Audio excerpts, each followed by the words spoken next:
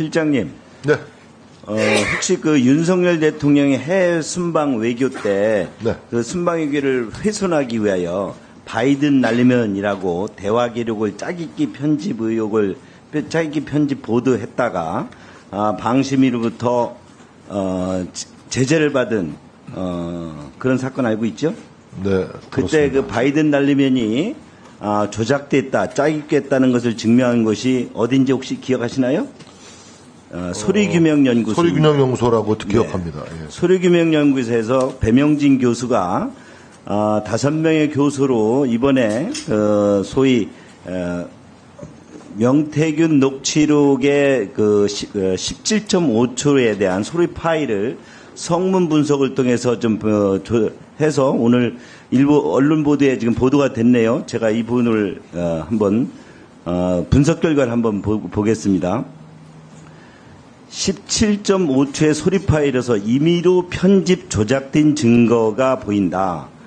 편집 조작을 가리기 위해 바람 소리와 같은 배경 잡음이 인위적으로 추가되었다.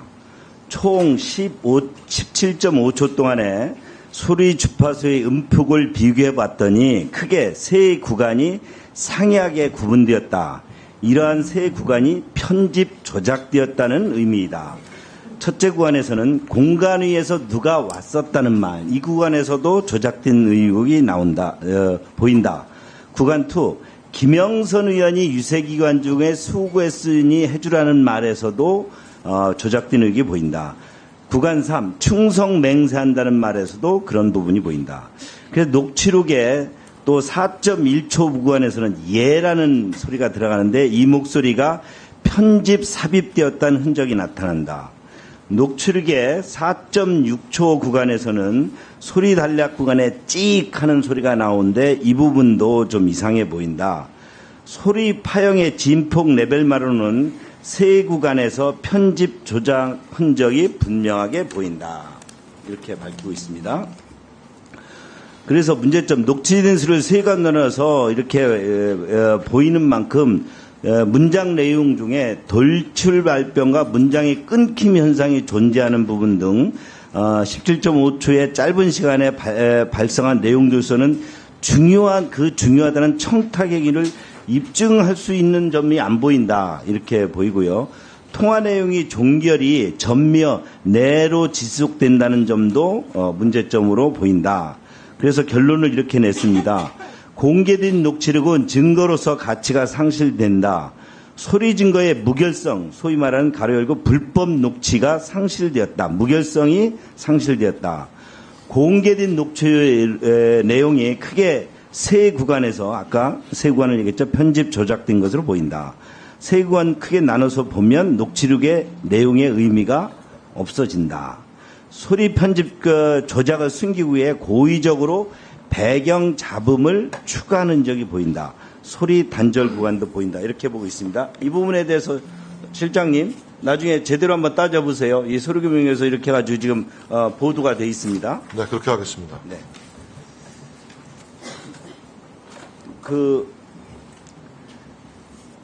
지금 오늘 이재명 대표를 증인으로 국민의힘이 신청을 했으나 민주당 의원들이 저희 국민의힘 측 의원을 한 명도 채택하지 않았기 때문에 그 대표인 이재명 대표를 왜 저희가 증인으로 본 이유를 한번 제가 논거해 보겠습니다. 사실 지금 무슨 녹취록 하나 가지고 선거 때 공천 개입했다고 하는데 대통령 당선인의 공천 개입이라고 하지만 실제 민주당에서 이건태, 김동아, 김기표, 박균택, 양부남 이런 초선의 5명이 이재명 대표의 변호인단이었고 이분들이 다 민주당 공천으로 됐습니다.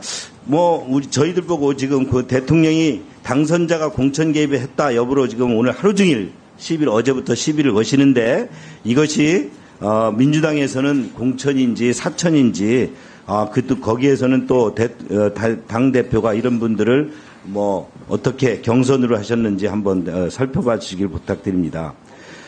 공천 개입이라는 것이 분명하게 뭔가 증거가 분명히 하고 공천 개입을 했다는 또 그 선거 관리위원장이라든지 선거 그에 대해서 정확히 전달한 부분들에 대해서 분명히 나와야 되는데 이상한 녹취록 하나 가지고 지금 또 그것이 조작된 흔적까지 보이고 있기 때문에 이 부분에 대해서 이렇게 오늘 운영위 국감이 하루 종일 이거로 떠들어야 될지 우리 또 실장님 한번 살펴보시면서 이에 대해서 답변을 좀 부탁드립니다. 네. 제가 잠깐 말씀드려도 되겠습니까? 네. 이제 유사한 케이스인데요. 이제 이게 공직자로서 정치적 중립 의무를 위반하고 대통령이 당의 당무에 공천 업무에 개입을 했다. 이거 아닙니까? 이것이 불법이다. 이런 주장 아니겠습니까? 네. 그런데 과거 현기환 청와대 정무수석의 경우에 공관위원장에게 친박 리스트를 제공을 하고 공천 룰 관련 자료 등을 전달하고 해서 공천을 종용했다라는 혐의로 재판을 받았습니다.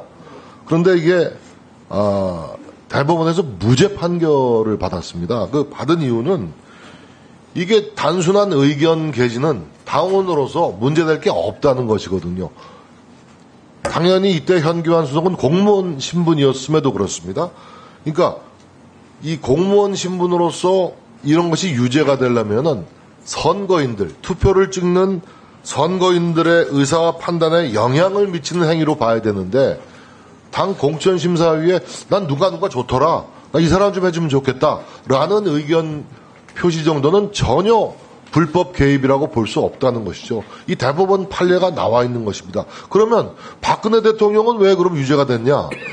박근혜 대통령의 경우에는 좀 사정이 다릅니다. 결론적으로 박근혜 대통령은 유무죄를 다투질 않았습니다.